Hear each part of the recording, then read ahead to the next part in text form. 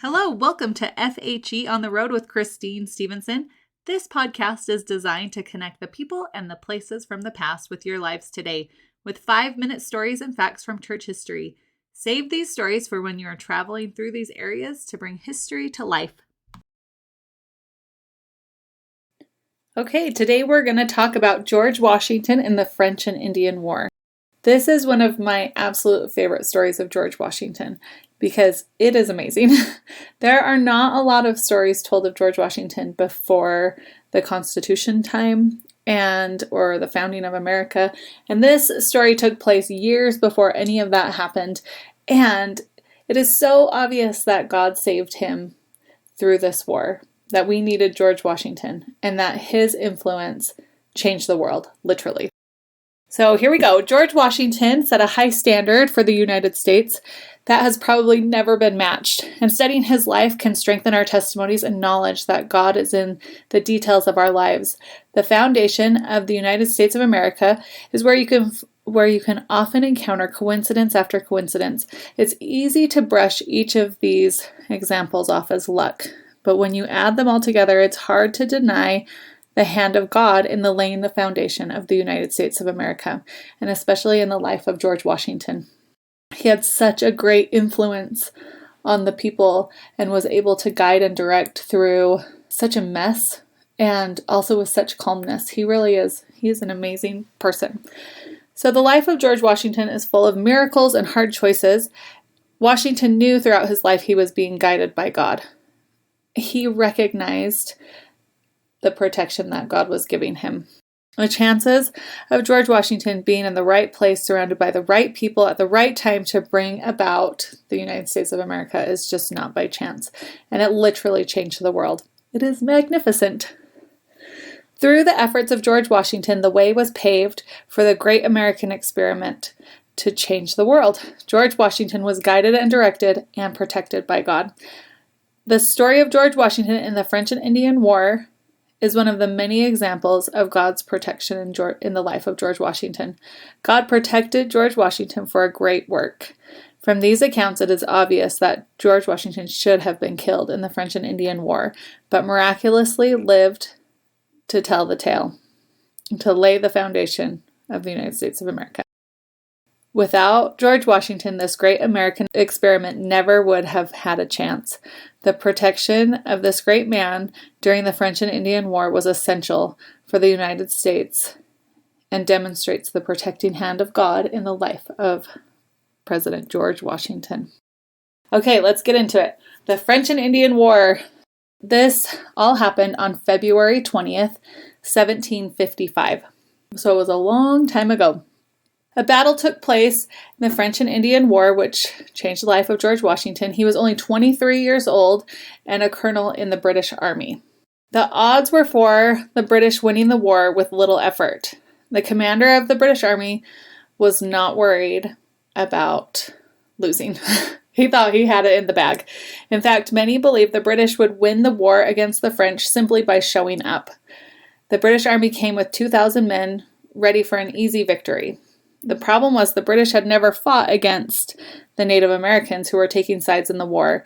The British were accustomed to different ways of war, with straightforward fighting on battlefields, not hiding and sneak attacks from the Native Americans. The natives did not follow the same rule book as the British, but the British were not paying close attention to the advice of the people of the New World, and they thought they were pretty cocky about their abilities. So they didn't think they were going to be much of a problem. At least this British general didn't. The British Army marched towards Fort Duquesne? I don't know. And on the way, a group of Shawnee and Delaware Indians offered to support the British troops. The general in charge, General Braddock, did not believe he'd need the help of the natives and didn't treat them very well. General offered he actually ended up offending the natives who offered their help, and the British Army was left to face their enemy alone, just as General Braddock's wanted or intended. He really did not think that he was going to lose or it was going to be a problem at all. So the natives that offered to help were not able to help, or he offended them and they were like, no, thank you. So the battle When the battle commenced, the natives on the French side purposely targeted the officers of the British. Nearly all the general staff were shot and killed. George Washington was Braddock's only uninjured staff. Washington rode all over the battlefield, working to carry General Braddock's orders to the men fighting. Washington was targeted, like all the other officers, and he could not be shot. The natives continued to shoot at Washington with no effect. It was at this point when the natives believed that George Washington was protected by a great power. With hundreds of people around him falling to their deaths, George Washington remained unharmed. During the fight, Washington had 2 horses shot out from underneath him, and his coat was pierced by 4 musket balls, and he was miraculously not hit. Washington's calm leadership helped many of the surviving soldiers escape the slaughter. One famous Indian warrior who was the leader in the attack was recorded saying, "Washington was never born to be killed by a bullet. I had 17 fair shots at him with my rifle, and after all that, I could not bring him to the ground." Isn't that crazy? There were multiple Native Americans who told similar accounts of clear shots at Washington simply not being able to hit him. One man, known as Red Hawk, an Indian chief, said he shot 11 different times at Washington without hitting him, and because his gun had never before missed its mark, Red Hawk ceased firing at him, convinced that the Great Spirit had protected Washington. Oh, isn't that awesome? So this is a story after George Washington. So 15 years after the war in 1770, so even before the Constitution was written, George Washington was exploring the Western Territories with a friend when a company of Indians asked to speak to him. The chief of the company said, "It was on that day when the white man's blood mixed with the streams of our forest that I first beheld Chief George Washington. I called my young men and I said, 'Mark the tall, daring warrior. He is not of the Redcoat tribe. He's an Indian wisdom, and his warriors fight as we do.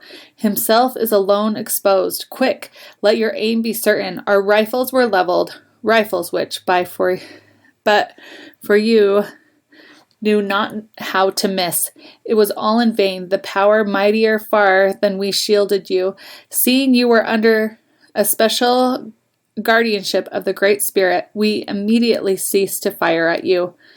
I am old and soon will be gathered to the great council fire of my fathers in the land of shade. But before I go there is something that bids me speak in the voice of prophecy. The Great Spirit protects that man, George Washington, and guides his destiny. He will become a chief of nations, and a people yet unborn will hail him as the founder of a mighty empire. I am come to pay homage to the man who is that particular favorite of heaven, who can never die in battle." Oh, isn't that the coolest? This quote is 6 years before the Constitution of Independence was written and the United States was founded. It is through the power of God that George Washington was saved. George Washington knew his life was saved for a great cause and acted accordingly. It is marvelous that the Lord saved Washington to do this amazing work, and we are the recipients of the blessings of the great American experiment. So I honor George Washington. I am amazed that he lived his life in accordance to God, that he was able to do what was asked of him, and before there was even a standard, he set that standard for us all.